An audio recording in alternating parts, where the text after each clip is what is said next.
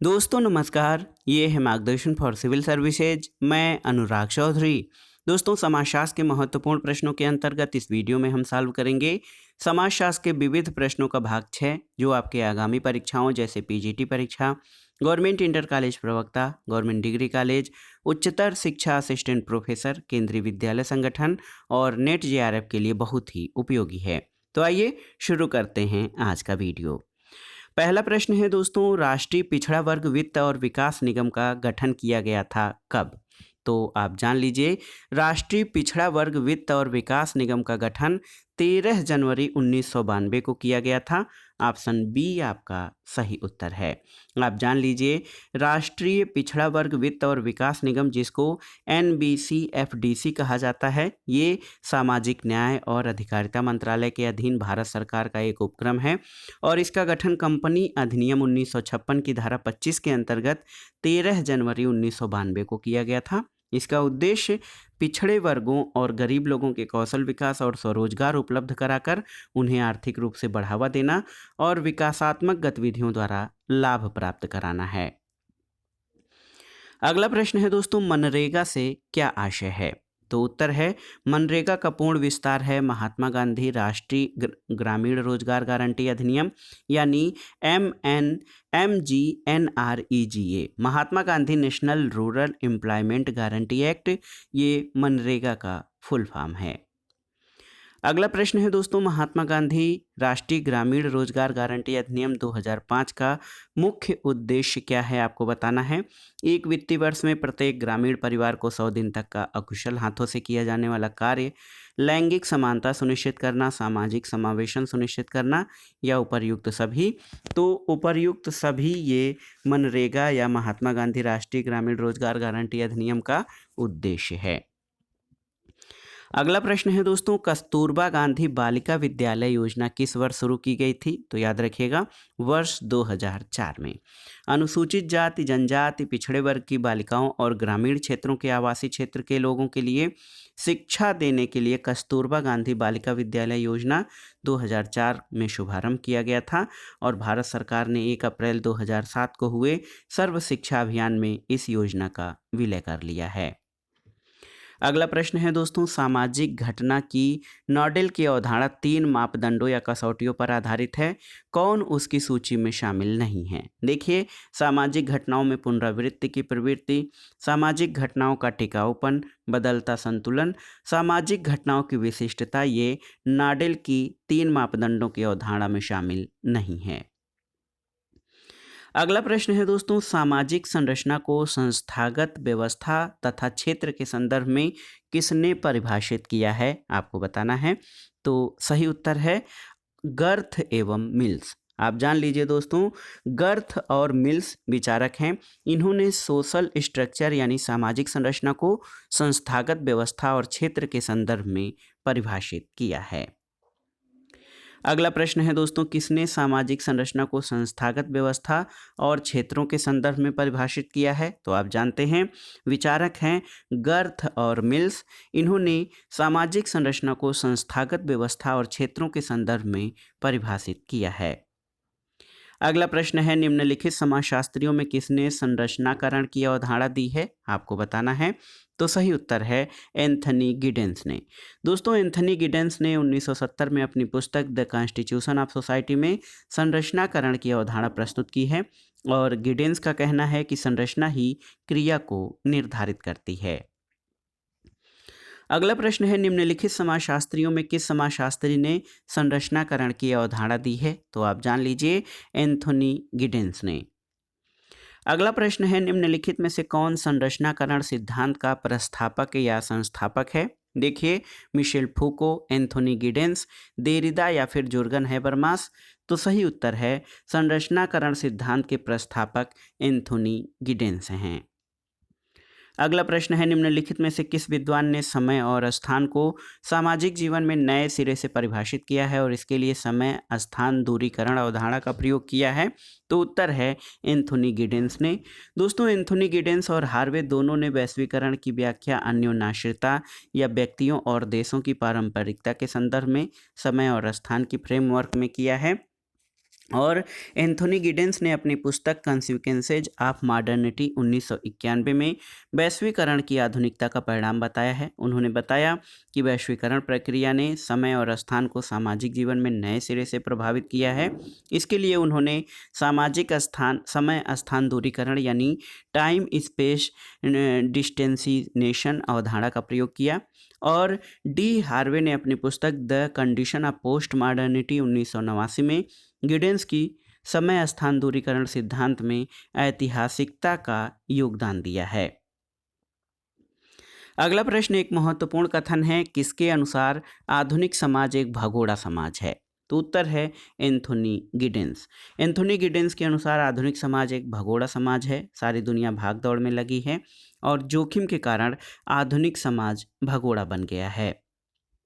अगला प्रश्न है, सांस्कृतिक संरचनावाद के सिद्धांत के प्रतिपादक कौन हैं? आपको बताना है, तो आप जान लीजिए बार्डियू।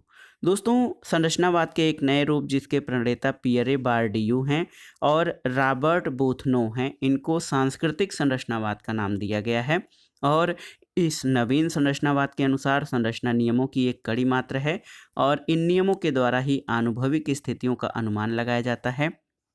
कुछ व्यक्ति जैसे लेवी स्ट्रास इस आंतरिक संरचना को मस्तिष्क की देन मानते हैं और कुछ इसे संस्कृति की उपज मानते हैं। अगला प्रश्न है दोस्तों, किसका मत है कि संपर्क और संचार सामाजिक अंतःक्रिया की दो मुख्य शर्तें हैं? ऑप्शन देखिए, पार्क और बर्जेस, ऑकबर्न और निमकॉफ, मैकाइवर एवं पेज, या फिर गिलिन एवं गिलिन। तो सही उत्तर है पार्क एवं बर्जेस। दोस्तों, पार्क और बर्जेस का मानना है कि संपर्क और संचार सामाजिक अंतःक्रिया की दो मुख्य शर्तें हैं। और आप जान लीजिए कि सामाजिक अंतःक्रिया द्विपक्षीय है, व्यक्तियों का व्यक्तियों पर प्रभाव और समूहों का समूहों पर प्रभाव। सामाजिक अंतःक्रिया के दो अनिवार्य तत्व हैं, सामाजिक संपर्क और संचार।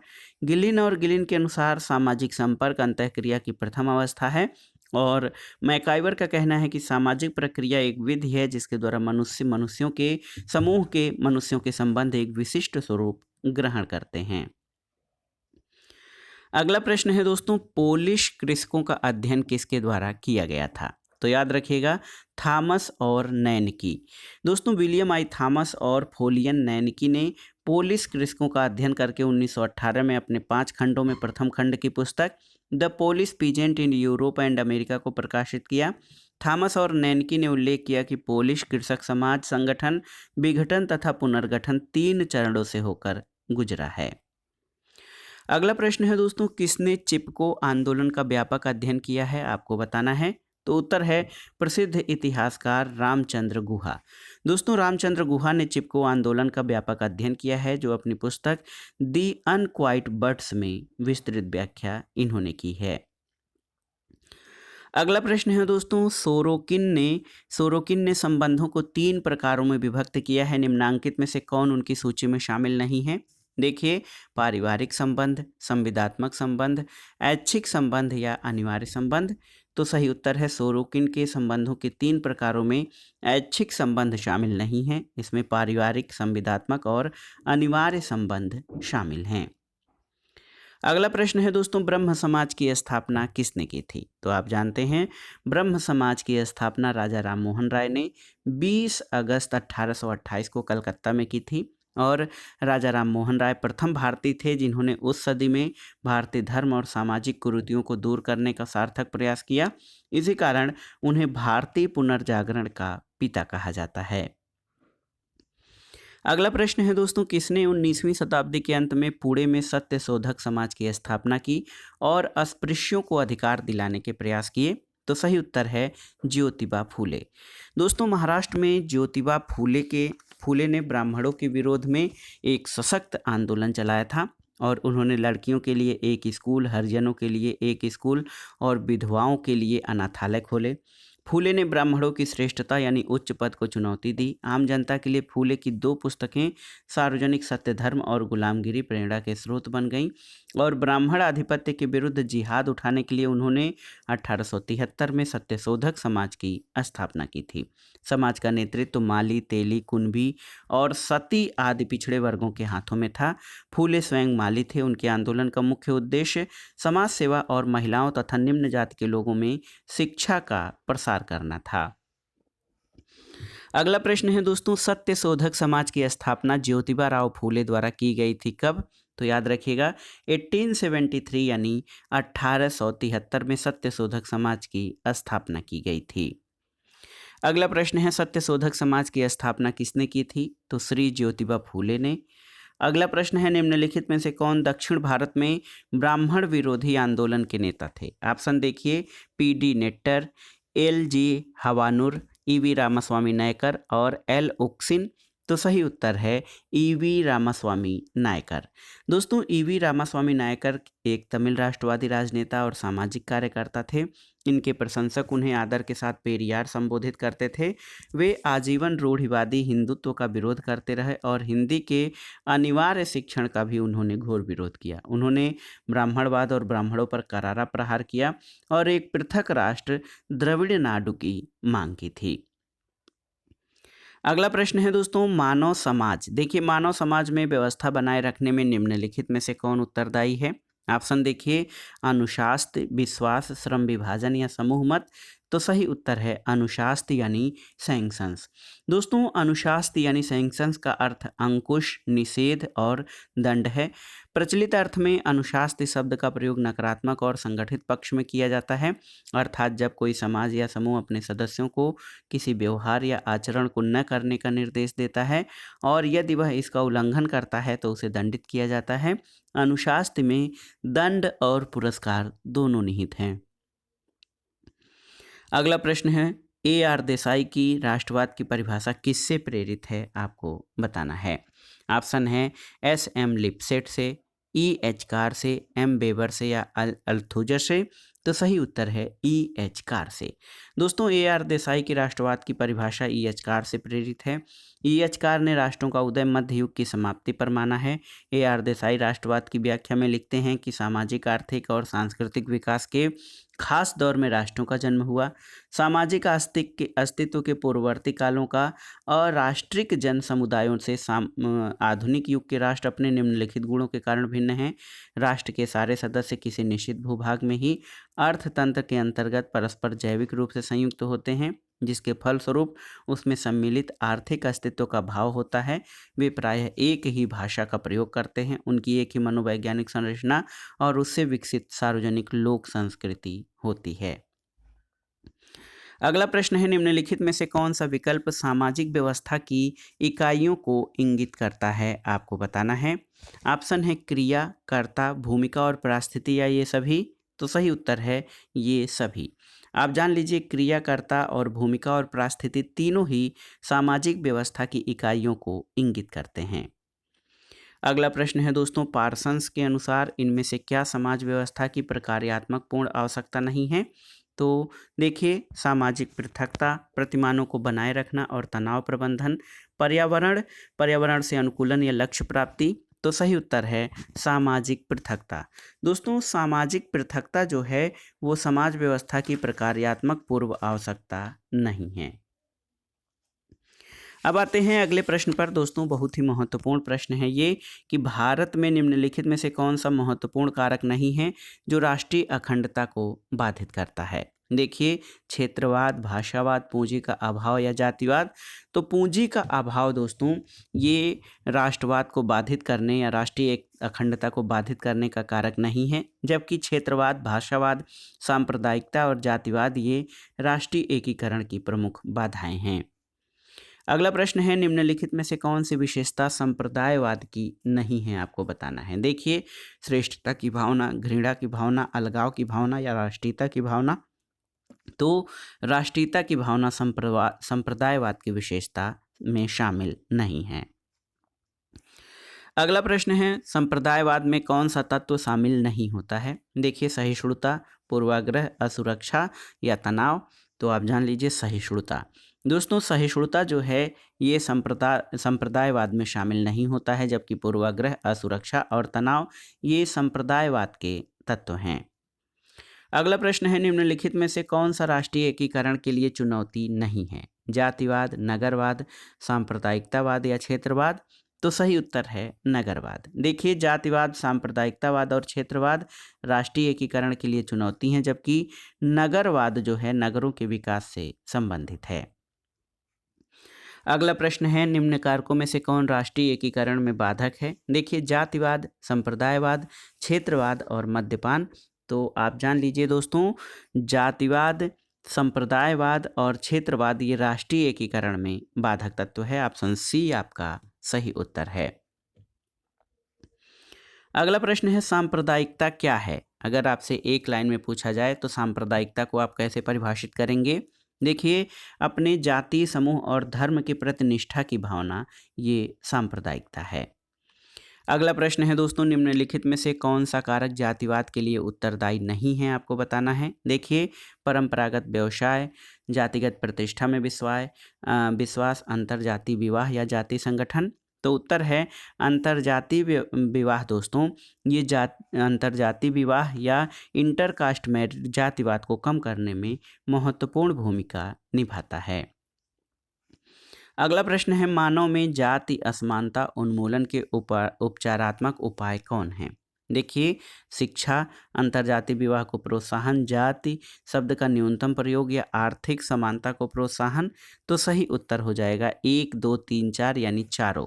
भारत में जाति असमानता उन्मूलन के ये सभी उपाय हैं।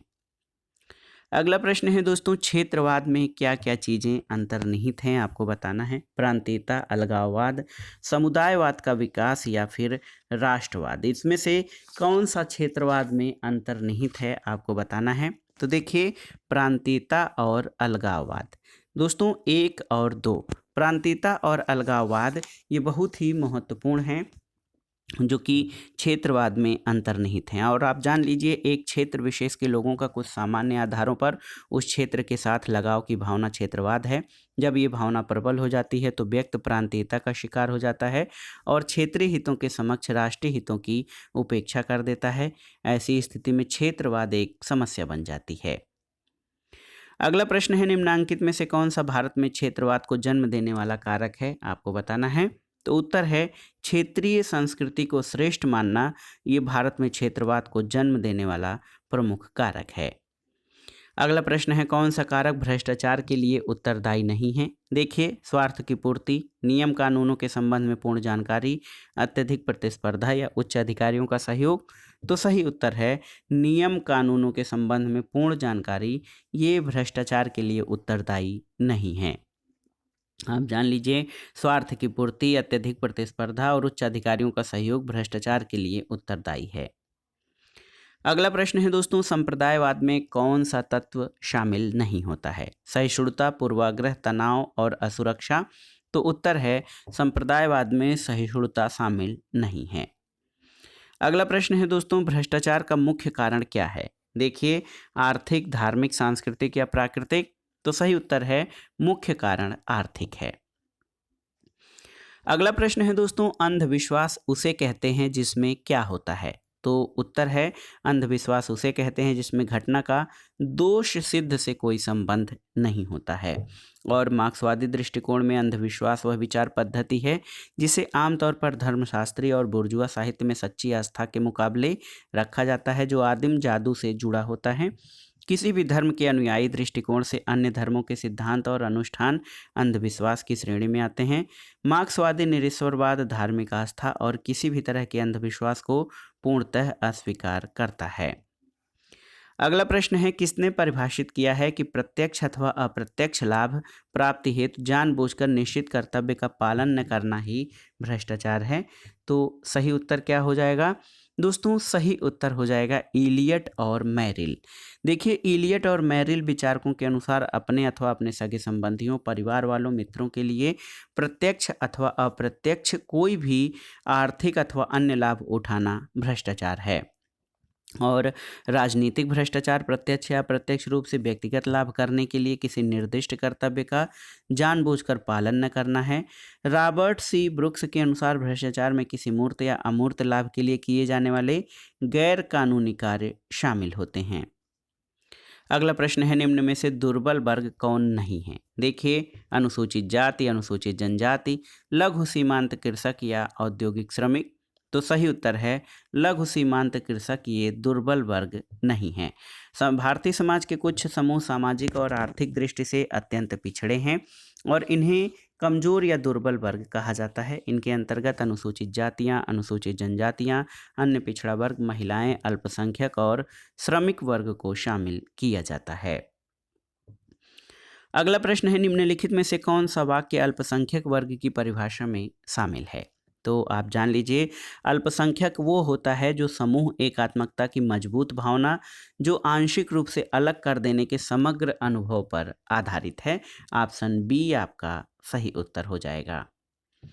अगला प्रश्न है दोस्तों, भारतीय कृषक का वर्गीकरण मालिक, किसान और मजदूर के रूप में किसने किया है? तो सही उत्तर है डैनियल थार्नर ने। आप जान लीजिए दोस्तों, डैनियल थार्नर ने भारतीय कृषक का वर्गीकरण मालिक, किसान और मजदूर के रूप में किया है। अगला प्रश्न है, विज्ञान की तरह जादू में क्या होता है? तो आप देख लीजिए दोस्तों, विज्ञान की तरह जादू में एक मौलिक कारणबद्धता अभिगृहित रहती है और फ्रेजर के अनुसार विज्ञान की तरह जादू भी कार्यकरण संबंध जैसे नियम संबंधों की पूर्व मान्यता पर आधारित रहता है। और फ्रेजर की राय में जादू और विज्ञान के बीच फर्क ये है कि जादू कार्यकरण संबंधों के बारे में गलत पूर्व मान्यताओं पर आधारित रहता है। विज्ञान प्राकृतिक कारणों की कल्पना करता है और निरीक्षण, प्रयोग और सत्यापन द्वारा अपने सिद्धांतों की जांच करता है। दूसरी ओर जादू रहस्यमय, अप्राकृतिक कारणों की कल्पना करता है और इसमें सत्यापन की कोई भूमिका नहीं रहता है। अगला प्रश्न एक महत्वपूर्ण कथन है, आप देख लीजिए, किसने कहा है कि जादू आभासी विज्ञान है? ये बहुत ही महत्वपूर्ण प्रश्न है। जादू आभासी विज्ञान है, ये कथन फ्रेजर का है। आप जान लीजिए दोस्तों, फ्रेजर ने जादू को एक आभासी विज्ञान कहा है और जादू को अवैध बहन कहा है। यस्सी दुबे के अनुसार जादू उस शक्ति विशेष का नाम है जिसे अतिमानवीय जगत पर नियंत्रण प्राप्त किया जा सके और उसकी क्रियाओं को अपनी इच्छा अनुसार भले या बुरे, शुभ या अशुभ उपयोग में लाया जा सके। अगला प्रश्न है, जादू विज्ञान की दोगली बहन है, ये कथन किसका है? तो ये फ्रेजर का कथन है। अगला प्रश्न है दोस्तों, मैलिनोवस्की के अनुसार सोरसरी क्या है? तो सही उत्तर है काला जादू। मैलिनोवस्की ने जादू को दो श्रेणियों में रखा है, एक सफ़ेद जादू और दूसरा काला जादू। उन्होंने काला जादू के अंतर्गत टोना यानी सोरसरी और भूत प्रेतों की सिद्धि यानी विच क्राफ्ट को शामिल किया है। अगला प्रश्न है दोस्तों, ऐसी जादुई क्रियाएं जिनका उद्देश्य किसी को हानि पहुंचाना होता है, उसका नाम क्या है? तो उसको काला जादू कहते हैं। काला जादू का उद्देश्य किसी दूसरे को हानि पहुंचाना होता है। अगला प्रश्न है दोस्तों, किसने जादू को विज्ञान की अमान्य बहन कहा है? तो सही उत्तर है फ्रेजर ने। दोस्तों आप याद रखिएगा कि फ्रेजर ने जादू को विज्ञान की सौतेली बहन और जुड़वा बहन भी कहा है। और आप जान लीजिए कि फ्रेजर ने जादू टोना होने के प्रयोग को अर्धवैज्ञानिक कार्यकलाप के रूप में देखा है, जिसके पीछे कुछ न कुछ तार्किक आधार अवश्य हैं। इसलिए फ्रेजर ने जादू टोने को विज्ञान की नाजायज या अवैध अथवा अमान्य बहन कहकर पुकारा है। और आप जान लीजिए, सरल समाज के लोगों द्वारा प्रयोग किए जाने वाले जादू टोने के दो स्वरूप समचिकित्सात्मक या अनुकारी जादू और संक्रामक जादू के मध्य अंतर किया है। अगला प्रश्न है दोस्तों, जादू, धर्म और विज्ञान में क्या समानता है? तो याद रखिएगा दोस्तों, जादू और धर्म दोनों पवित्रता के क्षेत्र में आते हैं और इन दोनों का उदय आवेशात्मक तनाव के बीच होता है। विज्ञान मानव की आवश्यकताओं और सहज वृत्तियों से संबंधित विशिष्ट उद्देश्य होता है, जो कुछ नियमों पर आधारित होता है और किसी कार्य को प्रभावशाली ढंग से संपन्न किया जा सकता है। विज्ञान और जादू में किन्हीं कार्यों को पूरा करने के लिए कुछ तकनीकों का विकास किया जाता है। जादू और धर्म दोनों ही पौराणिक परंपराओं से बहुत निकट से जुड़े होते हैं और इन दोनों क्षेत्रों से संबंधित निषेध और आचरण या विधि विधान उन्हें लौकिक क्षेत्र से अलग करते हैं। राजस्थान लोक सेवा आयोग ने इस प्रश्न को मूल्यांकन से बाहर कर दिया है, तो इस प्रश्न का उत्तर स्टार हो जाएगा। अगला प्रश्न है, शक्ति के परिवर्तनशील जोड़ की संकल्पना किस धारणा पर आधारित है? तो याद रखिएगा, शक्ति के परिवर्तनशील जोड़ की संकल्पना इस धारणा पर आधारित है कि मूल्य सामंजस्य समाज के लिए अनिवार्य है। अगला प्रश्न है दोस्तों, अंतर्राष्ट्रीय स्तर पर कौन सी संस्था भारत को जनांकिकी के अध्ययन के लिए सहायता प्रदान कर रही है? ऑप्शन देखिए, विश्व स्वास्थ्य संगठन, अंतर्राष्ट्रीय बाल आपात कोष, यूनेस्को या फिर ए और बी दोनों। तो सही उत्तर है ए और बी दोनों, ऑप्शन डी। आप जान लीजिए दोस्तों, अंतर्राष्ट्रीय स्तर पर भारत को जनांकिकी के अध्ययन के लिए विश्व स्वास्थ्य संगठन और अंतर्राष्ट्रीय बाल आपात कोष नामक संस्थाएं सहायता प्रदान कर रही हैं। इसके अलावा समाजशास्त्र विभाग, भारतीय तकनीकी संस्थान, भारतीय नर्सिंग परिषद, श्री VTK कृष्णमाचारी ग्रामीण संस्थान बड़ौदा, केंद्रीय परिवार नियोजन संस्थान नई दिल्ली, सार्वजनिक स्वास्थ्य संस्था कोलकाता, जनगणना कमिश्नर कार्यालय नई दिल्ली, व्यवहारिक मानव शक्ति संस्थान नई दिल्ली और राष्ट्रीय नमूना सर्वेक्षण, ये सभी संस्थान जो है अंतर्राष्ट्रीय स्तर पर भारत को जनांकिकी के अध्ययन के लिए सहायता देती हैं। अगला प्रश्न कथन कारण से है। कथन है कि 18वीं शताब्दी के मध्य में भारत में अंग्रेजों के आगमन का ईसाई धर्म के प्रचार के प्रारंभ पर कोई प्रभाव नहीं पड़ा। कारण है क्योंकि ईस्ट इंडिया कंपनी ने अब मिशनरी गतिविधियों की अनुमति नहीं दी थी। तो सही उत्तर है ए और आर दोनों सही हैं और आर ए की सही व्याख्या करता है। अगला प्रश्न, और दोस्तों आपकी जानकारी के लिए बता दें कि PGT, GIC, GDC, assistant professor, net JRF के लिए जो हम समाजशास्त्र के महत्वपूर्ण प्रश्नों को रिवाइज कर रहे हैं, इस पूरी श्रृंखला का अंतिम क्वेश्चन ये है कि नवीन औद्योगिकरण की प्रक्रिया वाले देश जिन्होंने तेजी से बढ़ते हुए औद्योगिकरण और आर्थिक विकास का अनुभव किया है, उन्हें जाना जाता है विकसित देश, विकासशील देश, द्वितीय विषय या इनमें से कोई नहीं।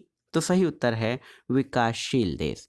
आप जान लीजिए, नवीन औद्योगिकरण की प्रक्रिया वाले देश जिन्होंने तेजी से बढ़ते हुए औद्योगिकरण और आर्थिक विकास का अनुभव किया है, उन्हें विकासशील देश के नाम से जाना जाता है।